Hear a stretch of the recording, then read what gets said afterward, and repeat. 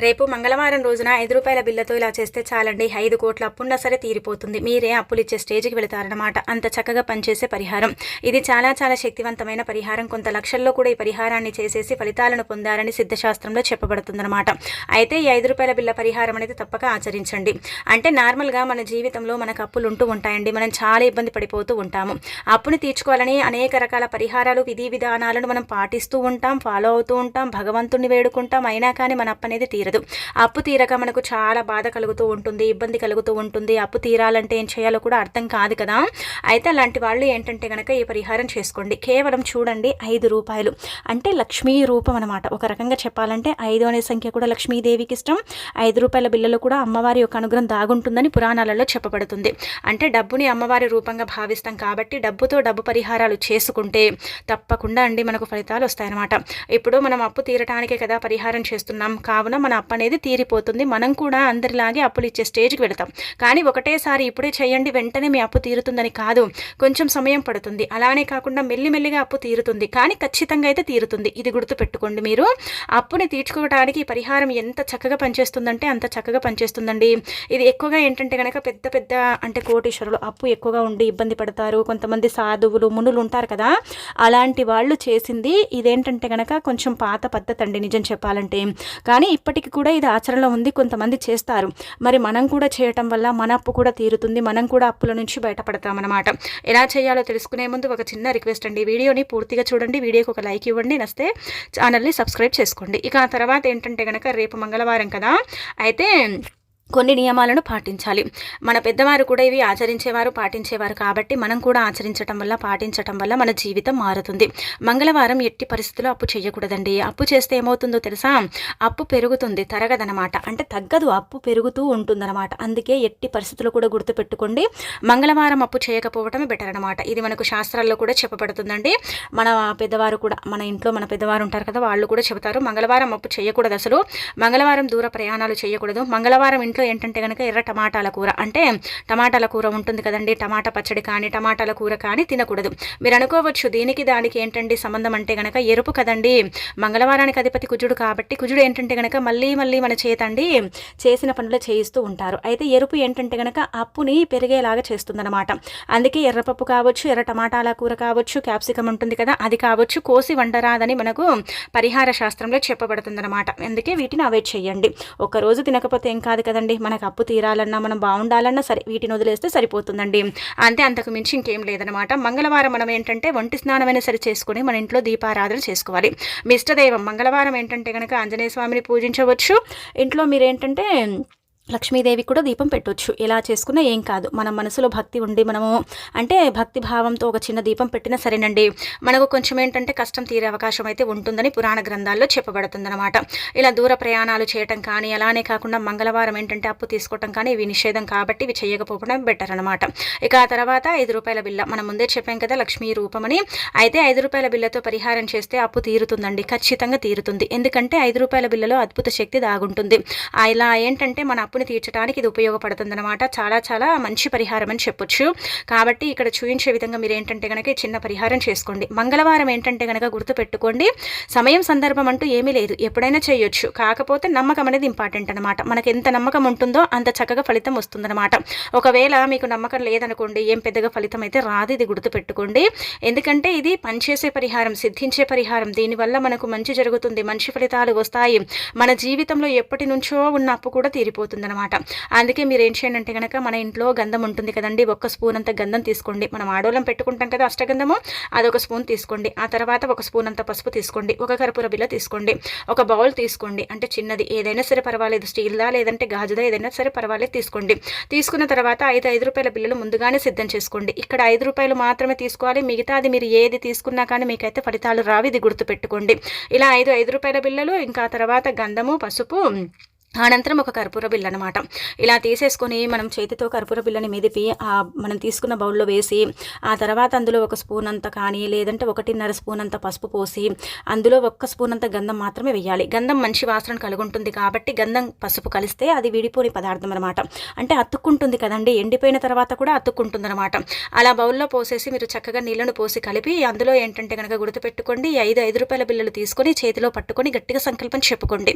అంటే అప్పు తీరాలని, అప్పులు ఇచ్చే స్థాయికి వెళ్ళాలని, అప్పనేది మీ జీవితంలో ఉండకుండా ఉండాలని, మీకు రావాల్సిన ధనం రావాలని, 4 వైపుల నుంచి కూడా ధనం అనేది ఆకర్షించాలని సంకల్పం చెప్పుకొని 5 రూపాయల బిళ్ళల్ని ఏంటంటే కనుక చక్కగా గుర్తుపెట్టుకోండి. మీరు కలుపుకున్న మిశ్రమంలో వేసుకోండి. మరీ గట్టిగా కలపకండి, కొంచెం లూజుగా కలుపుకోండి. అదేంటంటే అందులో డబ్బును వేసిన తర్వాత, ఈ చిల్లర నాణ్యాలన్నీ కూడా వేసిన తర్వాత అది ఆరిపోవటం అనేది జరుగుతుంది. అంటే ఎండిపోతుంది, దగ్గరికి అయిపోతుంది అనమాట. అలా ఏంటంటే కొంచెం నీళ్ళలాగా కలుపుకుంటేనే బెటర్ అని చెప్పొచ్చు. అయితే ఇలా కలిపేసుకొని ఇంకా వేసేసుకొని మీ ఇంట్లో మీరు చిన్న దీపం పెట్టుకోండి. లేదు మాకు దీపం పెట్టేంత వీలు లేదనుకునేవారైనా సరే ఈ పరిహారం మనం చేయొచ్చు అనమాట. అంటూ ముట్టు అంటూ ఏమీ లేదండి. ఈ పరిహారం మనం పూజ గదిలో చేసినా లేదంటే కనుక బయట చేసుకున్నా పర్వాలేదు, కానీ పూజ గదిలో చేసుకుంటే ఎక్కువగా ఫలితం వస్తుందండి. 5 రూపాయల బిళ్ళల పరిహారము బయట చేస్తే కొంచెం తక్కువగా ఫలితం వస్తుందన్నమాట. అందుకే మీరు చిన్న దీపం పెట్టుకోండి. లక్ష్మీదేవి పటం ముందు కానీ, మీ ఇష్టదైవ పటం ముందు కానీ, ఎవరైనా పర్వాలేదు. మంగళవారం మనం ఏంటంటే కులదేవతలు, ఎల్లమ్మ తల్లిని ఇలా కొలుస్తూ ఉంటాం కదా, మన ఇంటి దేవతను. ఇలా కొలిచేటప్పుడు కూడా మనం ఏంటంటే కనుక చక్కగా దీపం పెట్టుకొని పరిహారం చేసేసి చక్కగా పూజ గదిలో పెట్టుకొని రాత్రంతా కూడా వదిలేయాలి. ఉదయం చేసినా, సాయంత్రం చేసినా, ఎప్పుడు చేసినా పర్వాలేదు, కానీ ఒక రాత్రి మన ఇంట్లో నిద్రించాలి. అలా నిద్రిస్తేనే మనకు మంచిదనమాట. అలా నిద్రిస్తేనే మన అప్పు తీరుతుంది. అలా నిద్రిస్తేనే మనం అప్పులు ఇచ్చే స్టేజ్కి వెళ్తాము. అప్పు ఏంటంటే కనుక మెల్లిమెల్లిగా తీర్చుకోవడానికి పరిహారం అనేది అనుకూలిస్తుందని పురాణ గ్రంథాల్లో చెప్పబడుతుందండి. అందుకే మీరు ఈ విధంగా ఏంటంటే కనుక ఇలా పరిహారం చేయండి. రాత్రంతా వదిలేసి మరుసటి రోజు అది ఒకవేళ గట్టిగా ఎండిపోయింది అనుకోండి, అందులో కొద్దిగా నీళ్లు పోస్తే మళ్ళీ పేస్ట్ లాగా అయిపోతుంది. అప్పుడు ఏం చేయండి అంటే కనుక నీళ్లు పోసి అందులో ఉండే 5 రూపాయల బిళ్ళలు, అంటే మనం ఎన్ని 5 వేసాం కదా, అయితే ఈ 5 రూపాయల బిళ్ళల్ని తీసేసుకోండి. ఇలా తీసేసుకున్న తర్వాత 5 రూపాయల బిళ్ళల్ని ఏంటంటే కనుక గుర్తుపెట్టుకోండి, ఇంకా కడగకండి నీళ్లతో. ఆల్రెడీ మనం పేస్టులో నీళ్లు పోస్తే అది నీళ్ళలాగా అయిపోయి 5 రూపాయల బిళ్ళలు వచ్చేస్తాయి కదా, కొంచెం క్లాత్ సహాయంతో తుడ్చండి. మిగిలిన మిశ్రమం పేస్ట్ ఉంటుంది కదా, ఆ పేస్ట్ కూడా ఏంటంటే కనుక తొక్కుట్లో పోయకండి. ఎందుకంటే పూజించాము, ఆ తర్వాత రాత్రంతా కూడా పూజ గదిలో పెట్టుకున్నాము. అనంతరం ఏంటంటే కనుక మనము అంటే దైవంగానే భావిస్తాం కదండి, అది కూడా పరమ పవిత్రమైనది కదా. అలా ఎక్కడ పడితే అక్కడ పోయకూడదు. ఏదైనా ఒక చెట్టు మొదట్లో పోసేసి ఆ బౌల్ని కడిగేసి ఇంట్లోకి తెచ్చేసుకోండి. అలా అని మీరు తులసి మొక్క మొదట్లో మాత్రం పోయకండి. అలా పోస్తే మీకు ఎలాంటి ఫలితం అయితే రాదు, ఇది గుర్తుపెట్టుకోండి. ఇక పోసేసిన తర్వాత మీరు 5 రూపాయల బిళ్ళలు ఉన్నాయి కదా, వాటిని ఏం చేయండి అంటే కనుక దగ్గరలో మీకు అమ్మవారి రూపంగా భావించే ఆలయాలు ఏవైనా పర్వాలేదు, ఎక్కడైనా పర్వాలేదు, ఆలయం ఉండిలో వేయొచ్చు. అలా కుదరకపోతే ఏంటంటే కనుక మనకు దగ్గరలో కొన్ని ఆలయాలు ఉంటాయి కదా, అమ్మవారి రూపంగా భావించుకునే ఆలయాలు కాకుండా మిగతా ఆలయాలు, అక్కడున్నా పర్వాలేదండి. అక్కడ ఏంటంటే కనుక హుండీలో వేయొచ్చు. ఇలా చేయటం వల్ల ఏమవుతుందో తెలుసా, అది భగవంతుడికి చేరుతుంది. నిష్ట నియమాలతో పరిహారం చేసి ఆ తర్వాత ఆ డబ్బుని భగవంతుడికి సమర్పిస్తున్నాము అంటే అప్పు తీరాలనే కదండి. మరి మన అప్పు తీరుతుందండి, ఖచ్చితంగా తీరుతుంది. ఏదో ఒక రూపంలో డబ్బు రావటం, మన అప్పు తీరటం, మనం కూడా అందరిలాగే అప్పులు ఇచ్చే స్టేజ్కి వెళ్ళటం, అప్పు అనేది మన జీవితంలో లేకుండా ఉండటం, ఇదంతా కూడా మనం మన కళ్ళతో చూసి షాక్ అయిపోతామని మనకు పురాణ గ్రంథాల్లో చెప్పబడుతుందన్నమాట. శాస్త్రాల ప్రకారం ఈ పరిహారం అత్యంత శక్తివంతమైనది, చాలా పవర్ని కలిగి ఉండే పరిహారం. దీనివల్ల ఏంటంటే కనుక మంచి జరుగుతుంది, కానీ చెడు జరగదని మనకు పురాణ గ్రంథాల్లో చెప్పబడుతుందండి. ఈ యొక్క పరిహారమే మన జీవితాన్ని మార్చేసి మనకి ఏంటంటే కనుక సంపాదన తెచ్చిపెడుతుంది, ఆదాయాన్ని పెంచుతుంది, ఏదో ఒక రూపంలో ధనాన్ని మన ఇంటికి ఆకర్షించేలాగా చేస్తుంది, దైవానుగ్రహం కలుగుతుంది. ఒక వస్తువు వాహన రూపంలో కూడా డబ్బు ఏంటంటే మనని వరిస్తుందన్నమాట. అలా డబ్బు రావటమే కానీ పోవటం అనేది జరగదు. ధనం లేక కొంతమంది నరకం చూస్తూ ఉంటారు కదా, ఆ నరకం నుంచి కూడా బయటపడతారు. కొంతమంది ఏంటంటే అప్పిచ్చి ఆ డబ్బు రాక కూడా బాధపడతారు, ఇబ్బంది పడిపోతూ ఉంటారు.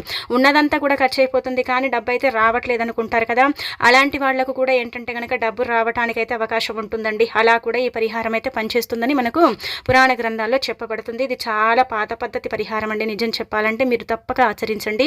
మార్పు అనేది మీరే మీ కళ్ళతో చూస్తారు. ఇది చేసిన తర్వాత ఎలాంటి మార్పు వచ్చింది, ఏం జరిగింది అనేది ఏంటంటే కనుక మీకు అర్థమైపోతుంది. అంటే వెంటనే టక్కునని ఫలితం అయితే రాదు, వెంటనే 1 కోటి రూపాయలు అప్పేం తీరదు. నిజం చెప్పాలంటే కొంచెం సమయం పడుతుంది. దాన్ని మనం ఏంటంటే కనుక ఓపికతో, సహనంతో భరించాలి.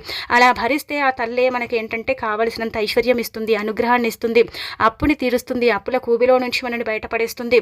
లేదంటే మనమే ఒక వస్తువు కానీ ఏదైనా సరే మనం అమ్మాలనుకుంటాం, అది కూడా కొన్నిసార్లు మన తలరాత బాలేక దానికి సరిగ్గా రేటు రాదు. అదేంటంటే కనుక అమ్ముకోలేని పరిస్థితిలో ఉంటాము. అమ్ముదామన్నా కానీ ధైర్యం సరిపోదు, అంతా కూడా నష్టాల్లో ఉంటుంది కదా. ఆ నష్టాల కుబిలో నుంచి కూడా మనం బయటికి తీయటానికి, అలా ధనాన్ని అంటే మనకు చక్కగా అంటే లాభాలు రావడానికి కూడా అలా అమ్మవారి యొక్క అనుగ్రహం కలుగుతుంది. ఈ రూపంలో అమ్మవారి అనుగ్రహం కలుగుతుంది, ఆ రూపంలో అమ్మవారి అనుగ్రహం కలుగుతుందని మనం చెప్పట్లేదండి. కానీ ఖచ్చితంగా ఏంటంటే కనుక ఆ తల్లి అనుగ్రహాన్ని ఇస్తుంది, ఒక దారిని చూపిస్తుంది. అలానే కాకుండా తల్లి ఏంటంటే గనక మనకు మంచి జరిగేలాగా చేస్తుంది. ఖచ్చితంగా ఏంటంటే ఈ విధంగా పరిహారం అనేది చెయ్యండి. అయితే మంగళవారం పూట చెయ్యండి. ఒక మంగళవారం చేశాము, మాకు బాగానే ఉందండి, అప్పు తీరినట్టు అనిపించింది, అలానే కాకుండా ధనం కూడా వచ్చిందనుకోండి. ఒకవేళ ఏంటంటే కనుక మీరు మళ్ళీ మంగళవారం చేయాలంటే మధ్యలో ఒక మంగళవారం గ్యాప్ ఇచ్చి ఆ తర్వాత చేసుకోవాలన్నమాట. వెంటనే చేయకూడదండి. కొంచెం ఏంటంటే గ్యాప్ ఇస్తూ ఉంటే ఆ పరిహారం అనేది మనకి ఎక్కువగా పనిచేస్తూ ఉంటుందన్నమాట. నెలలో ఒకసారి కానీ 2 సార్లు కానీ చేసుకోవచ్చు. అంతకంటే ఎక్కువగా మనం చేయాల్సిన అవసరం లేదు. ఒకసారికే ఫలితం అనేది తెలిసిపోతుందండి. డబ్బు ఏదో ఒక రూపంలో మన దగ్గరికి అయితే వస్తుంది. ఇది చాలా శక్తివంతమైన పరిహారం. చాలా లక్షల్లో కూడా చేసేసుకొని ఈ పరిహారం ద్వారా ఫలితాలను పొందాలన్నమాట. డబ్బు లక్ష్మీదేవి రూపంగా భావిస్తారు కాబట్టి ఈ యొక్క 5 రూపాయల బిళ్ళలు అమ్మవారికి చాలా ప్రీతి అనమాట. అందుకే 5 రూపాయల బిళ్ళలతో పరిహారం చేసుకుంటే తప్పకుండా సిద్ధిస్తుంది. కావున మీరు ఏంటంటే కనుక ప్రయత్నించుకోండి. ఇక అలానే కాకుండా రేపు మంగళవారం పూట ఏంటంటే ఇంకొక పరిహారం ఇప్పుడు చెప్పేది. ఇది కూడా ఏంటంటే ఒక రకంగా చెప్పాలంటే మీ కష్టాన్ని తీసేయడానికి ఈ 5 రూపాయల బిళ్ళ పరిహారం అనేది ఉపయోగపడుతుంది. మన జీవితంలో మనం ఎన్ని అనుభవిస్తామో మనకు మాత్రమే తెలిసి ఉంటుంది కదా. అలా ఏంటంటే కనుక మీ జీవితంలో ఉండే కొన్ని నష్టాలు కష్టాలు పోవాలంటే ఇప్పుడు చెప్పి 5 రూపాయల బిళ్ళ పరిహారం చేయండి. 5 అంటే ఏంటంటే కనుక 5 శక్తుల్లాగా భావించబడతాయి అనమాట. మీరు అనుకోవచ్చు డబ్బుతో కూడా ఏంటంటే కనుక ధనాన్ని మనము అంటే ధనం ఉంటుంది కదా, ధనంతో లక్ష్మీదేవిని పోలుస్తారు. అలానే 5 రూపాయల బిళ్ళల్లో 5 శక్తులు ఇమిడి ఉంటాయని పురాణాలలో చెప్పబడుతుంది. ఏదైనా సరే మనం భరించలేని కష్టాన్ని అనుభవిస్తున్నాం, చాలా కష్టం వస్తుంది, ఎవరికి చెప్పుకోలేకపోతున్నాము. ఈ కష్టం ఎలాగైనా సరే అంటే మా నుంచి దూరం అయిపోవాలి, ఈ కష్టం తీరిపోవాలి, ఈ కష్టం నుంచి మేము ఎలాగైనా సరే బయటపడాలని కోరుకుంటారు కదా. అయితే అలాంటి వాళ్ళు ఏం చేయాలంటే కనుక రాత్రి పడుకునేటప్పుడు 5 రూపాయల బిల్లుని తీసుకోండి. ఇది చాలా పవర్ఫుల్ పరిహారం అండి. దీని ద్వారా మీకు 99% మంచి జరుగుతుంది. 99% మీరు మీ కళ్ళతో చూసి షాక్ అయిపోతారనమాట, ఆశ్చర్యపోతారనమాట. ఇంతలా ఫలితం వస్తుందా, ఇంత అద్భుతంగా ఈ పరిహారం సిద్ధిస్తుందా అనుకుంటారు. అంటే తెల్లవారేసరికి మీకేమో అద్భుతం అనిపించదు, కానీ రోజులు గడిచే కొద్దీ మీకు ఈ పరిహారం అనేది జరిగినట్టు తెలిసిపోతుంది అనమాట. అందుకే 5 రూపాయల బిల్లుని తీసుకోండి. రాత్రి పడుకునేటప్పుడు ఇంకా పనులన్నీ కూడా అయిపోతాయి కదా, మనం పడుకుంటాం కదా. అలా పడుకునేటప్పుడు ఏంటంటే కనుక మీరు ఫోన్ చూడటం, టీవీ చూడటం ఇవన్నీ కూడా అయిపోయాయండి. ఇంకా మాకేం పెద్దగా పని లేదు, ఇంకా మేము పడుకుంటాం జస్ట్ ఒక 2 మినిట్స్ ముందు అన్నప్పుడు 5 రూపాయల బిల్లది పాతదా కొత్తదా తీసుకోండి, కానీ చిల్లర నాణ్యాలు తీసుకోకండి. ఎందుకంటే పరిహారం చేస్తాం కాబట్టి 5 రూపాయల బిల్ల ఉంటే మంచిదనమాట. అటు ఇటు ఆ చిల్లర నాణ్యాలు పడకుండా ఏంటంటే ఒకటేసారి మనం 5 రూపాయల బిల్లతో పరిహారం చేయొచ్చు. అందుకే ఇలా 5 రూపాయల బిల్ల పరిహారం తీసుకొని ఆడవారైతే ఎడమ చేతులు, మగవారైతే కుడి చేతులు పట్టుకోవాలి. ఇలా పట్టేసుకొని ఏంటంటే మీకుండే కష్టం ఏదైతే ఉంటుందో ఆ కష్టం గురించి చెప్పుకోండి. అది పెద్దదా చిన్నదా మనం పక్కన పెడితే కష్టమే కదా, దానివల్ల మనం సఫర్ అవుతున్నాం కదా, దానివల్ల మనం ఇబ్బంది పడిపోతున్నాం, బాధపడుతున్నాం కదా. అయితే మరి అది తీరిపోవాలంటే తప్పకుండా ఏంటంటే కనుక ఈ విధంగా 5 రూపాయల బిల్లుని తీసుకోండి.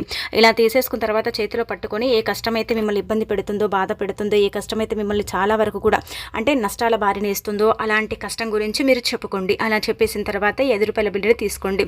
అలా తీసేసుకున్న తర్వాత ఏంటంటే కనుక సంకల్పం చెప్పుకొని రాత్రి ఇంకా దిండు కింద పెట్టి పడుకోండి. తెల్లారి లేస్తారు కదండి, లేచిన తర్వాత 5 రూపాయల బిల్లుని ఏంటంటే కనుక పేదవారు అంటే చాలా బీదవారు ఉంటారు కదా, వాళ్ళకి ఏంటంటే కనుక దానం చెయ్యండి. అంటే లేవగానే 5 రూపాయల బిల్లుని ఎత్తి పక్కన పెట్టండి. అలా పెట్టేసిన తర్వాత ఈ 5 రూపాయల బిల్లుని తీసుకొని చక్కగా అంటే ఇంట్లో నుండి బయటికి వెళ్ళేటప్పుడు పనుల కోసం ఇలా వెళుతూ ఉంటాం. మన ఇంటికి కూడా ఏంటంటే కనుక భిక్షను తీసుకునే వారు వస్తూ ఉంటారు. అలానే కాకుండా ఇలా అంటే మనం కూడా ఇలా భిక్షను తీసుకునే వాళ్ళని చూస్తూ ఉంటాం కదా, అలాంటప్పుడు 5 రూపాయల బిల్లుని ఇవ్వచ్చు. అంటే ఇది ఒకటే ఇవ్వాలని రూల్ ఏమీ లేదు, ఇందులో కొంచెం డబ్బు కావాలంటే కలపొచ్చు. ఇంకా రూపాయి 2 రూపాయలు కావచ్చు, ఇంకా 10 రూపాయలు కావచ్చు, కలపొచ్చు. కాకపోతే ఏంటంటే కనుక ఈ యొక్క 5 రూపాయల బిల్లుని అయితే మన దగ్గర ఉంచకూడదు. రాత్రి మన దగ్గర మనం పెట్టి పడుకున్నప్పుడు మనలో మనకి ఏంటంటే కనుక కష్టం అనేది ఉంటుంది కదా, ఆ కష్టం ఏంటంటే కనుక పోవటానికి ఈ 5 రూపాయల బిల్ల పరిహారం అనేది చక్కగా సిద్ధిస్తుందని సిద్ధశాస్త్రంలో క్లుప్తంగా చెప్పబడుతుంది. ఇది చాలామంది కూడా పాటించిన పరిహారమే. ఇది కొత్తదేం కాదు, పాతదే, చాలా పురాతనమైనది. కాకపోతే కొంతమందికి తెలుసుంటుంది, కొంతమందికి తెలియదు. కాబట్టి మీరేంటంటే కనుక మర్చిపోకుండా చేసేసుకుని రిజల్ట్ పొందండి. 1-2 మంగళవారాలు చేసుకుంటే ఇంకా బెటర్ రిజల్ట్ అనేది ఉంటుందని శాస్త్రాల్లో క్లుప్తంగా చెప్పబడుతుంది అనమాట అండి. అందుకే ఇంకా ఆచరించుకోండి. ఆ తర్వాత రేపు 2 అంటే లవంగాలను మీ యొక్క జేబులో కానీ పర్సులో కానీ పెట్టుకోండి. ధనం లేక నరకం చూస్తూ ఉంటాం, ఎంత సంపాదించిన రూపాయి కూడా మిగలదు. మన పర్సు జేబుల్లో ఖాళీగా ఉంటుంది. ఆ పర్సుల్లో ఏంటంటే కనుక రూపాయి కూడా కనిపించదు కదా. అలా కనిపించక మనం ఎంతో బాధపడిపోతూ బాధపడిపోతూ ఉంటాం, ఇబ్బంది పడిపోతూ ఉంటాము. ఎంత సంపాదించిన చివరికి వస్తే జేబులో చిల్లి కవ్వ కూడా ఉండదనుకుంటూ ఉంటాం కదా.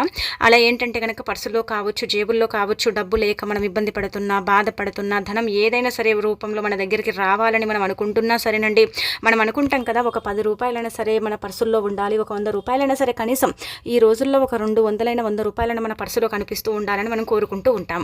కాబట్టి అలా ఒక 100 200 మన పర్సులో ఉండేలాగా. మొత్తానికైతే కొంతమంది పర్సు అయితే ఖాళీగా ఉంటుంది, ఏముండదు. కొంతమంది ఏంటంటే కనుక పర్సే బాగాలేదని మార్చేస్తూ ఉంటారు. కానీ పర్సు వల్ల కాదు, మనం సంపాదించింది ధనం ఏంటంటే మన దగ్గర అంటే నిలకడగా ఉండట్లేదు, అది వెంటనే ఖర్చు అయిపోతుంది అనమాట. అలా ఖర్చుల్ని తగ్గించుకోవటానికి, అలా ఏంటంటే కనుక ఖర్చుల నుంచి మనం బయటపడటానికి, దైవానుగ్రహాన్ని కలిగించుకొని మన జీవితాన్ని మార్చుకోవటానికి ఈ పరిహారం మీకు పనిచేస్తుంది.